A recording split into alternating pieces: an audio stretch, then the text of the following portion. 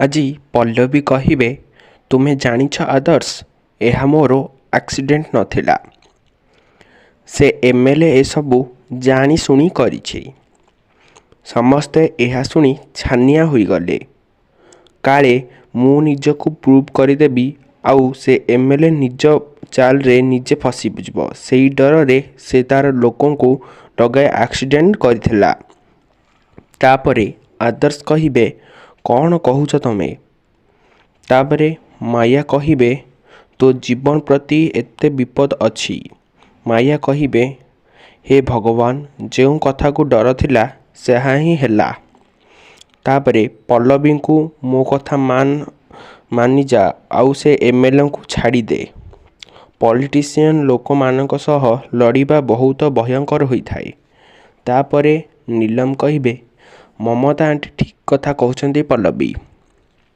ଆଗ ଜୀବନଟା ବହୁତ ବଡ଼, ଯାହା କରୁଛୁ କରୁ, ଆମକୁ ସେଥିରେ କ'ଣ ମିଳିବ?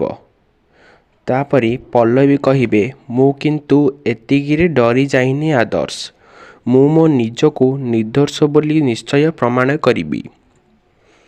ତାପରେ ଆଦର୍ଶ କହିବେ, ଥାଉ ପଲ୍ଲବୀ, ବହୁତ ହୋଇଗଲା ଏସବୁ, ବର୍ତ୍ତମାନ ତୁମେ ପଛକୁ ଫେରି ଆସ। ତୁମେ ତରତର ହେବାକୁ ଦରକାର ନାହିଁ। ଘରେ ଆରାମରେ ବସି ରେଷ୍ଟ ନିଅ।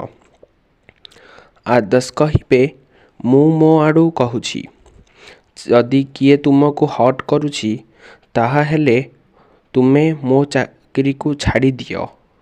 ତାପରେ ପଲ୍ଲବୀ କହିବେ ଆଦର୍ଶକୁ, ତୁମେ ଏହି କଥା କିଭଳି କହିପାରୁଛ ଆଦର୍ଶ? ତାପରେ ଆନନ୍ଦ କହିବେ, ପଲ୍ଲବୀ, ଆଦର୍ଶ ଠିକ୍ କଥା କହୁଛି। ପଲ୍ଲବୀ କହିବେ, ଆପଣମାନେ ମୋ କଥା ବୁଝିବାକୁ ଟିକେ ହେଲେ ଚେଷ୍ଟା କରନ୍ତୁ। ଇଏ ହେଉଛି ମୋ ପ୍ରୋଫେସନର ଗୋଟିଏ ପାର୍ଟ। ମୁଁ ଯଦି ଏବେ ପଛକୁ ଫେରିଯିବି ତାହେଲେ ମୁଁ ନିଜକୁ କେବେ ବି ନିର୍ଦ୍ଦୋଷ ପ୍ରମାଣ କରିପାରିବିନି। ଆଦର୍ଶ କହିଲେ, ପଲ୍ଲବୀ, ମୁଁ ତୁମକୁ ନିର୍ଦ୍ଦୋଷ କରିବା ମୁଁ ଅଛି। ତୁମେ ପ୍ଲିଜ୍ ଚାକିରି ଛାଡ଼ିଦିଅ, ମୋ କଥା ମାନ। ତାପରେ ପଲ୍ଲବୀ କହିବେ, ଆଦର୍ଶ, ମୁଁ ଏବେ ଯେଉଁ ଜାଗାରେ ଅଛି ମୁଁ ମୋ ଚାକିରି ଛାଡ଼ିପାରିବି ନାହିଁ। ଯଦି ମୁଁ ମୋର ଚାକିରି ଛାଡ଼ିଦିଏ ତାହାହେଲେ ମୁଁ ମୋ ନିଜକୁ କେବେ ବି କ୍ଷମା କରିପାରିବିନି। ତାପରେ ଆଦର୍ଶ କହିବେ, ତୁମେ ତମ ଚାକିରି ଛାଡ଼ିବାକୁ ତୁମର ମୋତେ ସେଫ୍ଟି ଦରକାର, ତାପରେ ଯାଇ କୋ କଥା। ମମତା କହିବେ, ବାସ୍ ଆଦର୍ଶ, ତୁମେ ଚୁପ୍ ରହ ଦିଜଣ। ନିଜ ନିଜ ମଧ୍ୟରେ ଲଢ଼ିବା କିଛି ବି ଦରକାର ନାହିଁ। ତାପରେ ମାୟା କହିବେ, ଯା ତୁ ବାହାରକୁ ଯା, ତୋ ମୁଣ୍ଡ ଡିପ୍ରେସନ୍ ଯୋଗୁଁ ତୋ ମୁଣ୍ଡ କାମ କରୁନି। ଯା ବାହାରେ ଯାଇକି ଟିକେ ଫ୍ରେଶ ହୋଇ ଆସିବୁ ବାହାର ପବନ ଖାଇକି। ମାୟା କହିବେ ବିନୋଦଙ୍କୁ, ତୁମେ ଟିକେ ଆଦର୍ଶକୁ ବାହାରକୁ ନେଇଯାଅ। ତାପରେ ଆଦର୍ଶ କହିବ, ସମସ୍ତଙ୍କୁ ନିଜ ନିଜ କଥା ଚିନ୍ତା ଲାଗିଛି, ହେଲେ ମୋ ଫିଲିଙ୍ଗସ୍ କାହାରିକୁ ଚିନ୍ତା ନାହିଁ। ଶେଷରେ ତୁମେ ପଲ୍ଲବୀ ବାଦ ପଡ଼ିଗଲଣି। ତାପରେ ସେଠାରୁ ଆଦର୍ଶ ଚାଲି ଉଠିବେ। ନୀଲମ ଖଟ ଉପରେ ବସି କହିବେ, ଠିକ୍ କଥା ମୋ ମାଙ୍କ ତରଫରୁ ମୁଁ ପୁଣି ଥରେ ଭୁଲ ମାଗୁଛି। ଦେଖ, ମୋତେ ଭୁଲ ବୁଝିବନି ପଲ୍ଲବୀ। ତୋତେ ତୋର ଚାକିରି ପାଇଁ ଚିନ୍ତା ଲାଗିଛି, ହେଲେ ମୋ ମତରେ ଏବେ ତୋର ସ୍ୱାସ୍ଥ୍ୟ ଉପରେ ଧ୍ୟାନ ଦେବାକୁ ପଡ଼ିବ ଏବଂ ଆଦର୍ଶ ସହିତ ତୋ ରିଲେସନ୍ ଚିନ୍ତା କରିବାକୁ ଦରକାର। ତାପରେ ଆନନ୍ଦ କହିଲେ, ଶୁଣ ସମସ୍ତେ, ନିଜ ନିଜ ରୁମ୍କୁ ଯାଅ ଏବଂ ପଲ୍ଲବୀକୁ ଏକୁଟିଆ ଛାଡ଼ିଦିଅ, ସେ ଟିକେ ରେଷ୍ଟ ନେଉ। ତାପରେ ସେଠାରୁ ବିନୋଦ କହିବେ, ତୁମେ ରୁହ ରିମଝିମ୍। ତାପରେ ଆଦର୍ଶ ଏବଂ ବିନୋଦ ସମସ୍ତେ ତଳକୁ ଚାଲିଯିବେ।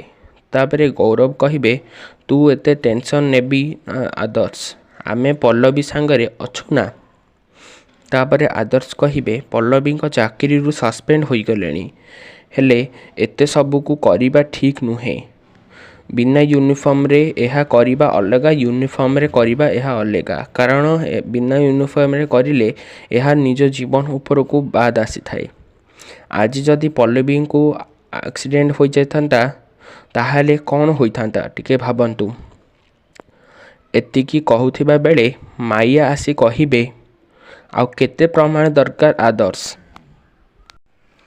पल्लवी पाई तो चाकरी ता चाकरी इम्पोर्टांट तोठू अधिक। माया कहिबे पल्लवी एही घर ठू आसिलाठू ना तार तो ऊपर केयर अच्छी ना ए घर प्रति सबु बेले से केवल निज कथा ही चिंता करे। तापरे आदर्श कहिबे तामाने तुमे कौन कहबाकू चाहुच? मु पुणी थरे पल्लवी को डिवोर्स देबाकू चाहूची आउ तुमे चाहुछ आउ गोटे झील को बाहा हेबा पाई, एया तो? तापरे आदर्श तांको ददा को कहिबे मते टिके फ्रेश एयर दरकार, मु बाहरे अछि। तापरे एपड़े रूबी मौसी कहिबे से पल्लवी और आदर्श मते इनसल्ट करिले ओ तापरे मते क्षमा मगाइले। तापरे तू सेठारे थिलु हेले तू तोर माँ को काहे की जाउथिलु? नीलम तते मामार तो प्रति सम्मान नहीं ना? पिला माने बड़ हैला परे बापा माँ को प्रति मनर सम्मान न थाए कथा को तू प्रमाण करने को जाइथिलु?